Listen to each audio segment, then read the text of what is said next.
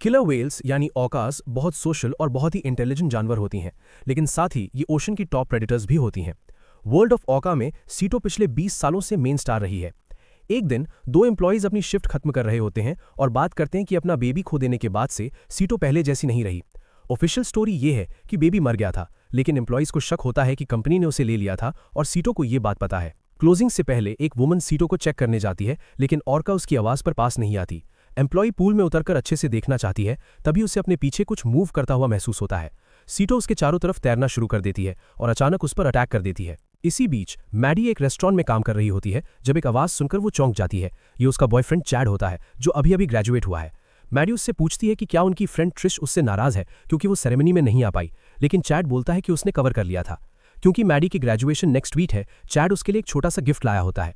वो एक नेकलेस होता है जिसमें चेलो का चार्म लगा होता है, क्योंकि मैडी चेलो प्ले करती है। चैड वो नेकलेस मैडी के गले में पहना देता है और दोनों किस के लिए पास आते हैं। तभी अचानक एक रॉबर रेस्टोरेंट में घुस आता है और उन पर गन पॉइंट कर देता है। वो कपल को फोन्स गिराने के लिए बोलता है और चैड को धक्का देकर मैडी से रजिस्टर खोलने को कहता है। पैसे देने के बाद रॉबर मैडी से उसका नेकलेस भी मांगता है। मैडी उसे उतारने में स्ट्रगल करती है और चैड इस मौके का फायदा उठाकर उस आदमी पर जंप करता है, गन छीनने की कोशिश में। बदकिस्मती से थीफ चैड पर हावी हो जाता है और अपनी गन से उसे मारना शुरू कर देता है। मैडी भी फाइट में शामिल हो जाती है और दोनों मर्दों के साथ ही गन का आगे वाला हिस्सा पकड़ लेती है। बहुत खींचतान के बाद गन गलती से मैडी के सर के पास चल जाती है, जिससे उसके कानों में तेज रिंगिंग शुरू हो जाती है। मर्द अभी भी गन के लिए लड़ते रहते हैं और चैड कंट्रोल पा लेता है, रॉबर को शूट करके उसे गिरा देता है। वो आदमी पैसे उठाता है और तुरंत भाग जाता है, अपनी ट्रक में एस्केप कर लेता है। चैड बाहर भागकर जाता है और जमीन पर पड़ा नेकलेस देखकर मैडी को लौटा देता है। इसी वक्त रॉबर वापस आता है और अपनी ट्रक से चैड को टक्कर मार देता है, जिससे चैड तुरंत मर जाता है। एक साल बाद मैडी अभी भी वेट्रेस होती है और उसे हियरिंग एड पहननी पड़ती है क्योंकि उसके कान परमानेंटली डैमेज हो चुके होते हैं। उसकी फ्रेंड ट्रिश मिलने आती है और फोन ना उठाने पर उसे डांटती है, ये बताते हुए कि इंसिडेंट के बाद से दोनों मिले ही नहीं। दोनों हमेशा साथ ट्रिप पर जाने की बात करती थीं, इसलिए ट्रिश ने सब कुछ पहले ही प्लान और पे कर दिया होता है। दोनों पैकिंग शुरू करती हैं और मैडी तब उदास हो जाती है जब उसे चैड की पिक्चर्स मिलती हैं जो उसे पुरानी यादों में ले जाती हैं। ट्रिश उसे कंफर्ट करने की कोशिश करती है, तभी उसकी नज़र चेलो पर पड़ती है जो धूल से भरा होता है और उसका पिन टूटा होता है। मैडी मान लेती है कि उसने काफ़ी टाइम से प्ले नहीं किया है, लेकिन डिटेल में बात करने से मना कर देती है। कुछ घंटों बाद दोनों थाईलैंड पहुंच जाती हैं। वो पूल में ड्रिंक्स के साथ रिलैक्स करती हैं और ट्रिश के नए वाटरप्रूफ फोन से सोशल मीडिया के लिए पिक्चर्स लेती हैं। फिर वो बीच जाती हैं जहां ट्रिश जॉश नाम के एक लड़के से फ्लर्ट करती है जो टूरिस्ट इन्फॉर्मेशन बूथ पर काम करता है। वहां एक वुमन सूवेनियर्स बेच रही होती है और दोनों क्यूट से वुडन वेल्स खरीद लेती हैं। ट्रिश जानती होती है कि चैड और मैडी हमेशा फेमस सीटों के बारे में बात करते थे, इसलिए वो बताती है कि उसके पास और का शो के टिकट्स हैं, लेकिन मैडी बुरा मान जाती है और वहां से चली जाती है। ट्रिश उसके पीछे जाकर पूछती है कि प्रॉब्लम क्या है। मैडी बताती है कि उसे एनिमल्स को कैप्टिविटी में देखना पसंद नहीं और वो वर्ल्ड ऑफ ऑका को सपोर्ट नहीं करना चाहती। वो और चैड हमेशा सीटों के बारे में बात करते थे क्योंकि उसका बेबी निमोनिया से टैंक में मर गया था, लेकिन उन्होंने कभी ऑफिशियल स्टोरी पर भरोसा नहीं किया। उनका सपना हमेशा से वाइल्ड में ऑर्कास देखना था। ट्रिश मिसअंडरस्टैंडिंग के लिए सॉरी बोलती है और दोनों डिसाइड करती हैं कि कोई और एक्टिविटीज करेंगी। दोनों इन्फॉर्मेशन बूथ पर जाती हैं और जॉश उन्हें कुछ आइडियाज देता है। मैडी वर्ल्ड ऑफ ऑका के ब्रोशर्स नोटिस करती है और जॉश बताता है कि उसे वो जगह बिल्कुल पसंद नहीं क्योंकि एनिमल्स को फ्री होना चाहिए। उसका मानना है कि ऑर्का का बीबी ले लिया गया था और इसी वजह से सीटों के चेहरे पर स्कार है। ब्रोशर फाड़कर जॉश उन्हें पार्टी के लिए इन्वाइट करता है। शाम को गर्ल्स पार्टी में घंटों डांस करती हैं और इतना पीती हैं कि ड्रंक हो जाती हैं। जॉश उन्हें सरप्राइज देता है वर्ल्ड ऑफ ऑका की फेंस का एक टूटा हुआ प्लैंक दिखाकर, जिससे पता चलता है कि वो अंदर स्नीक कर सकती है। मैडी हेजिटेट करती है, लेकिन ट्रिश बोलती है कि वो उस बुली कंपनी को कोई पैसे नहीं दे रही। तीनों चुपके से पार्क में घुस जाते हैं और गार्ड से बचते हुए पूल के एंट्रेंस तक पहुंचते हैं। मैडी अकेली अंदर जाती है जबकि ट्रिश और जॉश पीछे मेकआउट करते रहते हैं। जल्द ही मैडी पूल के किनारे पहुंचती है और अपनी हियरिंग एड में अजीब सी आवाज सुनती है। जब आवाज बंद होती है, सीटो उसके सामने आ जाती है। मैडी अपना हाथ उठाकर ह्यूमंस ने जो उसके साथ किया उसके लिए माफी मांगती है। उसी वक्त ऊपर सरफेस पर एक जेनेटर कचरा उठा रहा होता है। जैसे ही सीटो स्प्लैश की आवाज सुनती है, वो तुरंत दूर तैर जाती है। मैडी सोचती है कि शायद उसके फ्रेंड्स ने आवाज की होगी, लेकिन वो अभी भी एंट्रेंस के पास बिजी होते हैं। फिर मैडी दोबारा पूल की तरफ देखती है और जेनेटर की लाश देखकर शॉक में आ जाती है, चीख कर भाग जाती है। सिक्योरिटी गार्ड भी पानी में लाश देख लेता है और एरिया सर्च करना शुरू करता है जब तक उसे तीनों नहीं मिल जाते। तीनों तुरंत भागना शुरू कर देते हैं और गार्ड उनका पीछा करता है। मैडी का बैग फेंस में अटक जाता है, लेकिन वो जोर लगाकर उसे छुड़ा लेती है और ग्रुप एस्केप कर जाता है। गार्ड फिर अपने बॉस को कॉल करके बताता है कि सीटों के टैंक में एक और डेथ हो गई है। इस पर बॉस उसे सीटों को हटा देने को बोलता है। अगली सुबह मैडी बीच पर उठती है और जॉश और ट्रिश उसके लिए सरप्राइज रखते हैं। वो जेट्स की राइड पर जाते हैं और हाई स्पीड में समंदर में राइड का मजा लेते हैं। आखिरकार वो एक सुनसान आइलैंड पर पहुंचते हैं और मैडी व्यू देखकर इंप्रेस हो जाती है। वो सोचती है लोग यहाँ क्यों नहीं आते। तब जॉश बताता है कि सालों पहले कुछ हुआ था और अब लोकल्स इस जगह को कर्स्ड मानते हैं। वो नोटिस करता है कि ट्रिश ज़्यादा टाइम फ़ोन पर बिता रही है, तो मैडी उसे इन्फ्लुएंसर का मतलब समझाती है।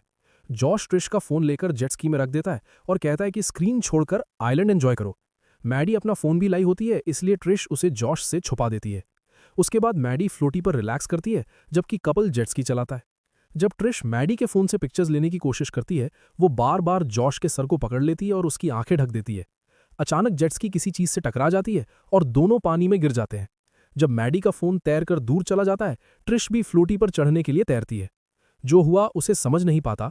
जॉश जेट स्की के पास वापस जाता है देखने के लिए कि कहीं वो खराब तो नहीं हो गई। तभी एक और ऑर्का की पूंछ व्हीकल पर लगती है, जिससे वो डूबने लगती है और जॉश दोबारा पानी में गिर जाता है। गर्ल्स घबराकर उसे फ्लोटी पर आने को चिल्लाती हैं, लेकिन ऑर्का उसे पानी के नीचे ले जाती है। जॉश कुछ देर स्ट्रगल करता है और फिर सरफेस पर आकर फ्लोटी की तरफ तैरना शुरू करता है। वो ट्रिश का हाथ पकड़ लेता है, लेकिन ऑर्का उसे फिर से नीचे खींच लेती है। मैडी और ट्रिश पानी में खून देखकर डर जाती हैं और समझ जाती हैं कि जॉश मर चुका है। बचने के लिए दोनों लड़कियां हाथों से पानी खींचकर लैंड तक पहुंचने की कोशिश करती हैं, लेकिन जब ऑर्का उनके नीचे से निकलती है और उन पर खून छिड़क देती है, वो अपने हाथ वापस खींच लेती हैं। शॉक के बाद दोनों पूरी ताकत से रोइंग करती हैं और एक रॉक तक पहुंच जाती हैं। बदकिस्मती से रॉक पर चढ़ने से पहले ही ऑर्का रोप खींचकर उन्हें वापस ले जाने लगती है। आखिरकार वो रोप छोड़कर दूर तैर जाती है, तो मैडी रोप को पानी से बाहर निकाल लेती है। जब ऑर्का वापस आती है, मैडी देखती है कि वो पतली और झुकी हुई है और समझ जाती है कि ये सीटो है। वो फ्लूटी के बिल्कुल पास आ जाती है, लेकिन कुछ नहीं करती और फिर से चली जाती है। जब मैडी की हियरिंग एड फिर से अजीब आवाज करने लगती है, सीटो अपना चेहरा दिखाती है और आवाज निकालकर वापस पानी में चली जाती है। जब सीटो उनके नीचे से तैरती है तो लड़कियां चीख पड़ती हैं, लेकिन इस बार भी कुछ नहीं होता। मैडी समझ जाती है कि बचने का एक ही चांस है, स्विम करके निकलना। सीटो पास आ रही होती है, इसलिए उन्हें जल्दी करनी होती है। ट्रिश पानी में कूद जाती है, लेकिन जब मैडी उसके साथ जाने वाली होती है, वो फ्रीज हो जाती है क्योंकि एड फिर से आवाज कर रही होती है। वो पानी में गिर जाती है और उसकी एड की एक्स्ट्रा बैटरी का पाउच पॉकेट से निकलकर तैर जाता है। मैडी उसके पीछे नहीं जा सकती क्योंकि सीटो बहुत पास होती है, इसलिए वो वापस फ्लोटी पर चढ़ जाती है। ट्रिश स्विम करती रहती है और बिल्कुल टाइम पर रॉक पर चढ़ जाती है, सीटो के पहुंचने से जस्ट पहले। फिर मैडी पीछे छोड़ देने के लिए माफी मांगती है और अपना बैग फेंक देती है, जिससे ट्रिश को पानी से निकालना पड़ता है। अचानक सीटो फिर से रोप खींचना शुरू कर देती है और इस बार प्लग निकल जाता है, जिससे फ्लोटी की हवा निकलनी शुरू हो जाती है। मैडी पानी में कूद जाती है और पूरी ताकत से तैरती है जब तक वो रॉक तक पहुंच नहीं जाती। ट्रिश उसकी मदद करती है ऊपर चढ़ने में, और इस प्रोसेस में मैडी का पांव एक ऑयस्टर पर पड़ जाता है, जिससे उसके पांव में चोट लग जाती है। सीटो पानी से बाहर उछलकर उसे काटने की कोशिश करती है, लेकिन लड़कियां बिल्कुल टाइम पर हट जाती हैं। दोनों रिलीफ में एक दूसरे को हग करती हैं। तभी ट्रिश नोटिस करती है कि रॉक से उसकी थाई भी जख्मी हो गई है। मैडी अपनी जैकेट उतार लेती है और एक छोटे पत्थर की मदद से स्लीव्स काट देती है, जिसे दोनों दर्द के साथ अपनी वूंड्स पर बांध लेती हैं। फिर वो सीटो के बारे में बात करती हैं, सोचती हैं कि वो फ्री कैसे है। मैडी पॉइंट आउट करती है कि वाइल्ड में ह्यूमंस पर ऑर्काज अटैक नहीं करती और सिर्फ कैप्टिविटी में ऐसा होता है। मतलब सीटो अभी भी खुद को ट्रैप्ड समझ रही है। क्योंकि जेट्स की डूब चुकी होती है, दोनों बैग में कुछ यूजफुल चीज ढूंढती हैं और उन्हें गम मिलती है, जो फिलहाल उनका सिर्फ खाना होता है। एक खाली सैंडविच बैग भी होता है, तो ट्रिश उसमें हवा भरकर ऊपर पकड़ लेती है और समझाती है कि अगर उसे धूप में रखें तो धीरे धीरे पानी जमा हो जाएगा। इस प्रोसेस में 4 से 6 घंटे लग सकते हैं। फिर दोनों मदद के लिए चिल्लाना शुरू करती हैं, लेकिन कोई उनकी आवाज़ नहीं सुनता, इसलिए वो अपनी एनर्जी बचाने का डिसीजन लेती हैं। कुछ घंटों बाद ट्रिश दूर एक बोट देखती है। दोनों तुरंत फिर से चिल्लाती और हाथ हिलाती हैं, लेकिन बोट उन्हें नहीं देखती और आगे निकल जाती है।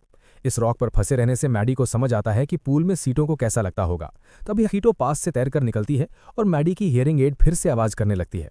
नीचे देखने पर उन्हें जॉश का कटा हुआ हाथ दिखता है, जिसके रिस्ट पर एक फ्लैशलाइट बंधी होती है। मैडी अपने बैग की मदद से उसे पकड़ने की कोशिश करती है और ऑलमोस्ट गिर जाती है, लेकिन ट्रिश उसे पकड़ लेती है। फिर ट्रिश मैडी के पैर पकड़कर रखती है ताकि वो रॉक के नीचे झुककर उस हाथ से फ्लैशलाइट निकाल सके। उस रात दोनों मदद के लिए लाइट फ्लैश करती रहती हैं, लेकिन कोई रिस्पॉन्स नहीं मिलता। अगली सुबह धूप की वजह से उनकी स्किन पूरी लाल हो चुकी होती है। बैग में थोड़ा सा पानी जमा हो जाता है, जिसे वो बूंदों में बांटकर पीती हैं। थोड़ी हिचकिचाहट के बाद ट्रिश पूछती है कि मैडी ने चेलो बजाना क्यों छोड़ दिया, तो मैडी बताती है कि चैट की डेथ के बाद वो और नहीं कर पाई। ट्रिश कहती है कि अभी भी देर नहीं हुई और मैडी वापस स्कूल जा सकती है और हमेशा उसके साथ रहने का प्रॉमिस करती है। दोनों एक दूसरे को तसल्ली देने के लिए हाथ पकड़ लेती हैं। भूख लगने पर दोनों ऑयस्टर खाने का ट्राई करती हैं। ट्रिश मैडी के पैर पकड़कर रखती है जब वो पानी के अंदर जाती है, लेकिन चाहे वो कितनी भी जोर लगाए, ऑयस्टर अपनी जगह से नहीं निकलता। तभी सीटो पास से तैरती है, जिससे मैडी इतनी डर जाती है कि वो पानी में गिर जाती है। इसी मौके का फायदा उठाकर वो फाइनली ऑयस्टर पकड़ लेती है और ट्रिश की मदद से वापस रॉक पर चढ़ जाती है, बिल्कुल लास्ट सेकंड पर सीटो से बचकर। उसके बाद ट्रिश पत्थर से ऑयस्टर तोड़ने की कोशिश करती है, लेकिन कोई फायदा नहीं होता। मैडी अपने बैग से चैट का क्रिमेशन स्टोन बॉक्स निकालती है और उसका लिड ट्रिश को दे देती है, जो आखिरकार ऑयस्टर खोल पाती है। दोनों आधा आधा खाती हैं। टेस्ट बहुत गंदा होता है, लेकिन न्यूट्रिएंट्स के लिए जबरदस्ती निगल लेती हैं। मैडी चैट के क्रिमेशन स्टोन को देखती रहती है और डिसाइड करती है कि अब उसे छोड़ देने का टाइम आ गया है। वो प्यार भरे आखिरी शब्द कहती है, स्टोन को किस करती है और उसे पानी में फेंक देती है। ट्रिश उन्हें इस सिचुएशन में फंसाने के लिए माफी मांगती है और कसम खाती है कि वो सिर्फ मदद करना चाह रही थी। मैडी उसे अश्योर करती है कि इसमें उसकी कोई गलती नहीं, लेकिन ट्रिश कहती है कि वो अच्छी फ्रेंड नहीं है और सच बता देती है। 1 साल पहले वो बहुत डेट में थी, इसलिए उसने और एक कोवर्कर ने पैसे कमाने का प्लान बनाया था। वही कोवर्कर रॉबर था। चैड ने ट्रिश को बताया था कि मैडी घर पर चलो प्रैक्टिस कर रही है, इसलिए उसे रेस्टोरेंट में नहीं होना चाहिए था। रॉबर के पास गन होनी ही नहीं चाहिए थी, इसलिए उसने डील के रूल्स तोड़ दिए थे। इसी गिल्ट की वजह से ट्रिश पिछले 1 साल से मैडी से मिलने नहीं आई थी।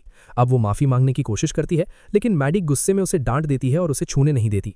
कहती है कि जो गिल्ट वो महसूस कर रही है वो उसकी ही हकदार है। ट्रिश बार बार सॉरी बोलती रहती है, तो मैडी उसकी बात ना सुनने के लिए अपनी हियरिंग एड उतार देती है।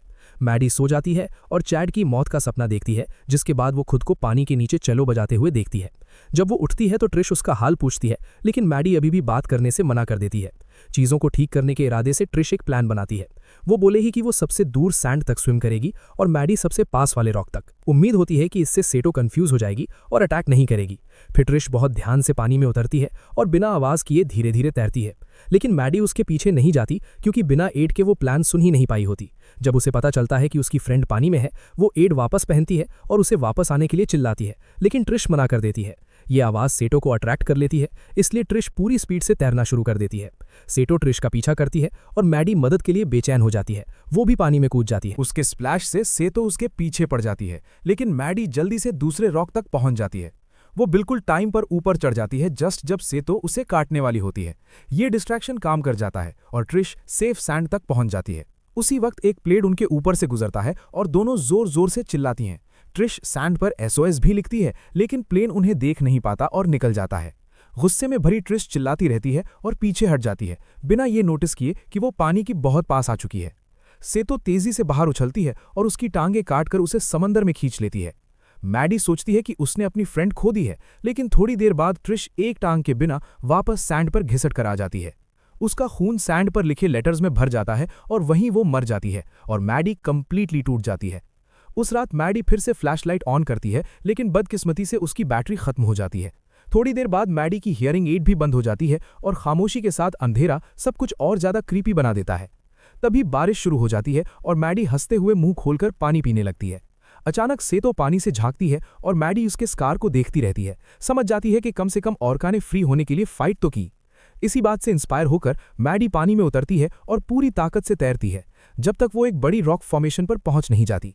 अब वो एक रॉक से दूसरी रॉक पर जंप करके सैंड तक पहुंच सकती है, जहां ट्रिश की बॉडी होती है। मैडी अपनी फ्रेंड की आंखें बंद करती है और उसकी बॉडी को दफन कर देती है। उसके बाद मैडी को याद आता है कि ट्रिश का फोन वाटरप्रूफ है और जेट स्की के अंदर ही होगा। वो पत्थरों पर चलते हुए उस जगह तक जाती है जहां जेट स्की डूबी थी और पानी में उतर जाती है। वो पूरी स्पीड से स्विम करती है और व्हीकल तक पहुंचकर ट्रिश का बैग निकाल लेती है। बैग में उसे अपना चेलो पिन और फोन मिलता है, लेकिन जब वो कॉल करने की कोशिश करती है तो फोन की बैटरी खत्म हो जाती है। अचानक उसे अपने पीछे कुछ महसूस होता है, लेकिन वो एक लाइफ जैकेट होती है जो जेट स्की से निकल आई होती है। उसी वक्त सेतो वापस आ जाती है, तो मैडी फिर से पानी में डाइव करती है और समंदर के नीचे कुछ यूजफुल ढूंढने की कोशिश करती है, लेकिन कुछ नहीं मिलता।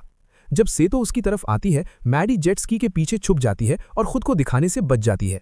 जैसे ही सेतो दूर चली जाती है, मैडी अपना चेलो पिन ढूंढ लेती है, लेकिन वो हिल नहीं पाती क्योंकि उसका नेकलेस एक रॉक में फंस गया होता है।